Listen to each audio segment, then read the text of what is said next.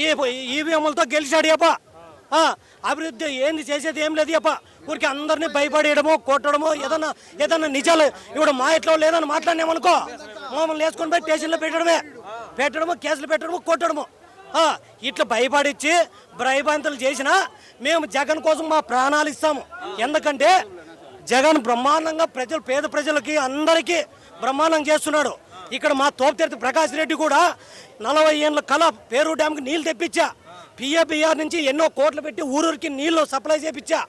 ఈ పొద్దు ఇక్కడ మా రాష్ట్రంలో కాలువలన్నీ సిమెంట్ అలికేపించి నీళ్లు భూగర్భ జలాలని అడగంటి పోయేటట్టు చేశారయ్యా. ఈ పొద్దు రైతులంతా ఎట్లా బతకాలా? మూగజీవాలు నీళ్లు తాగేయట్లేదు. చంద్రబాబు నాయుడు గారు మొన్న మధ్య ఆనందపురం వచ్చినప్పుడు రాయలసీమ ద్రోహి జగన్ అసలు ఏం తెలియదు, గొడ్డలు పోటీ తప్ప ఏం తెలియదు. స్వామి ఆయన పంత డంబాచారం అప్ప. చేసేది తక్కువ, చెప్పేది ఎక్కువ అప్ప. ఆయన ఏంది లేదు చేసేది.